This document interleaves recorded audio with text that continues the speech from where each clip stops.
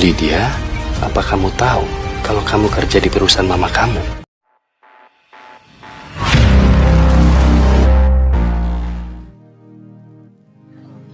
Lydia telah sepenuhnya bertobat. Udah nggak lagi matre, nggak lagi pemalas. Bahkan Lydia mau mendengarkan penjelasan dari Papa Leon tentang kenapa dulunya sang mama kandung meninggalkan mereka. Sementara ini di hati Lydia udah nggak ada lagi kebencian, kemarahan pada keputusan yang diambil oleh mama kandung.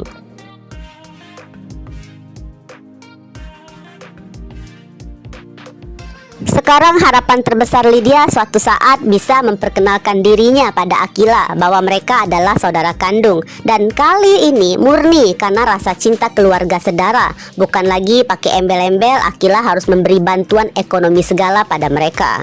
Apalagi ya ketika Papa Leon memberitahukan kalau saat ini kondisi keuangan Tante Mayang sedang terpuruk, sampai 2 anak perusahaan pun telah dilelang. Maka Lydia semakin bertekad dirinya dan Papa Leon harus lebih giat mencari uang, supaya nantinya jika Akila berkenan meninggalkan keluarga angkatnya, maka saat itu mereka sang keluarga kandung bisa menampung Akila dengan kehidupan yang layak seperti yang pernah didapatkan dalam kehidupan Akila dari sejak kecilnya.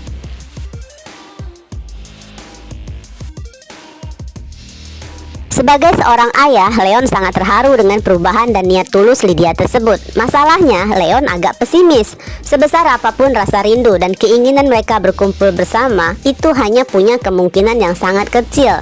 Bahkan bisa-bisa nggak mungkin sama sekali. Karena dulunya saat Leon menyerahkan Akila, Leon menandatangani surat perjanjian dengan Mayang untuk kedepannya Leon dilarang mengutak-ngatik status adopsi Akila, atau Leon akan dikenakan sanksi hukum dan bisa dipenjara. Namun untuk saat ini Leon nggak mau ya terlalu mematahkan harapan putri sulungnya. Karena Lydia yakin walau bagaimanapun sampai kapanpun darah itu akan tetap lebih kental dari air. Dan harapan Lydia suatu saat akan ada keajaiban selama mereka berusaha.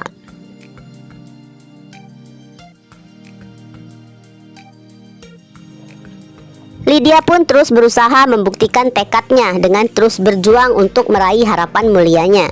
Ya, dikarenakan menunggu jawaban dari Fata yang pernah berjanji akan mencarikan lowongan pekerjaan, namun masih belum juga ada kabarnya, maka Lydia coba berusaha sendiri dulu aja. Pernah ya di suatu hari itu, dari pagi sampai sore, Lydia terus melamar pekerjaan ke beberapa perusahaan. Sayangnya di hari itu bukanlah hari baiknya Lydia. Hingga perusahaan ke-10 pun lamarannya harus ditolak karena lowongan dari kerjaan terendah pun sedang pada penuh. Namun tanpa Lydia sadari, gedung terakhir itu justru akan membawanya bertemu dengan suatu hal yang jauh lebih besar dari sekedar pekerjaan dan gaji pegawai.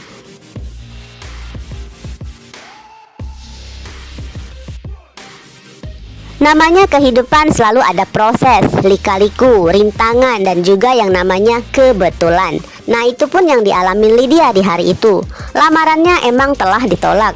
Bahkan di langkah pulangnya, berkas dokumen data dirinya sampai jatuh ke lantai. Tepat bersamaan saat itu, wanita yang tinggi, besar, cantik, keren pemilik perusahaan tersebut sempat berhenti karena suara kertas yang jatuh. Namun saat Lydia menoleh ke arahnya, justru sudah nggak ada siapapun lagi. Ya tanpa Lydia sadari guys, hampir aja melihat sosok wanita yang nggak akan dikenalinya, namun merupakan orang terpenting dalam bagian hidupnya.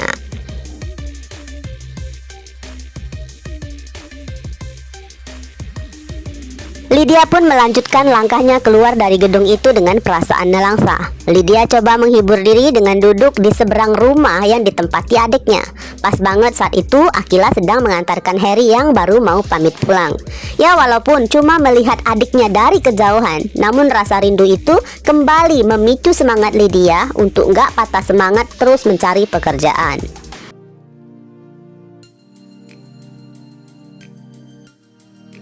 Hingga beberapa hari kemudian, Lydia mendapatkan telepon dari salah satu perusahaan yang sempat menolaknya. Kali ini mereka meminta Lydia datang untuk melakukan wawancara ulang karena kebetulan ada satu lowongan kosong yang sesuai dengan CV lamaran yang Lydia ajukan. Ya ini seakan hadiah dari Tuhan guys untuk hambanya yang punya niat baik. Dengan gembira Lydia mengabarkan hal inilah ke Papa Leon. Mereka pun berpelukan, bertangisan, penuh rasa syukur.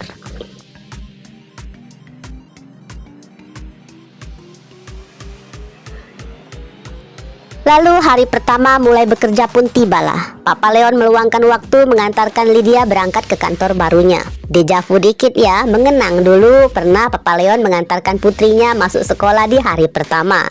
Namun Lydia di saat itu dengan tawa kecilnya sadar diri kalau sebenarnya si papa mau melihat langsung apakah kali ini semuanya nggak bohong lagi seperti sebelumnya. Ya pak, aku ngerti. Selama ini kan aku sering membuat papa kecewa. Pasti papa masih sulit dong percaya sama aku.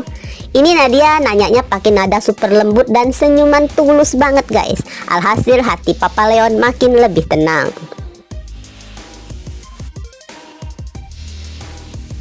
Kemudian Lydia pun siap mencari di bagian mana dirinya akan ditugaskan. Sementara Leon pamit pulang dan melangkah melewati lorong-lorong ruangan kantor hingga pandangan mata Leon tertujulah pada sosok Angelica, mantan istrinya, wanita cinta pertamanya, ibu dari kedua anaknya, yang sayangnya selama ini meninggalkan mereka tanpa memberitahukan alasan yang jelas ataupun memberikan alamat untuk mencari keberadaannya.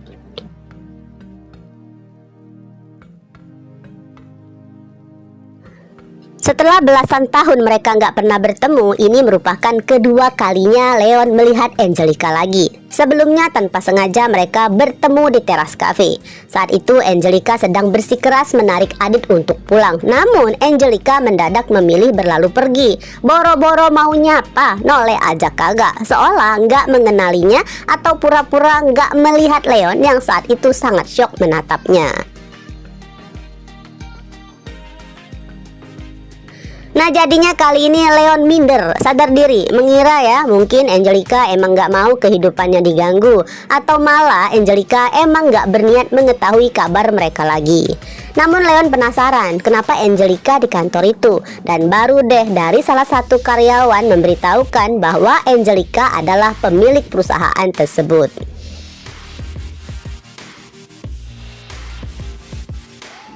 Lydia, apa kamu tahu kalau kamu bekerja di perusahaan mama kamu?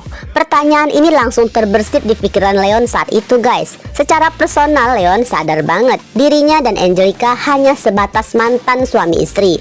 Namun bagaimana dengan kedua putri mereka? Baik Lydia dan Akila harus tumbuh tanpa kasih sayang seorang mama kandung. Maka Leon hanya menyerahkan pada takdir akan bagaimanakah cerita pertemuan ataupun ikatan batin antara Angelica dan Lydia nantinya.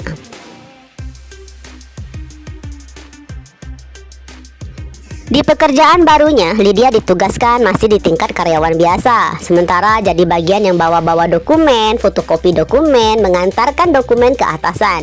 Namun tugas-tugas itulah nih yang perlahan jadi jembatan chemistry-nya dengan ibu direktur owner CEO yang harus dipanggil Bu Angelica.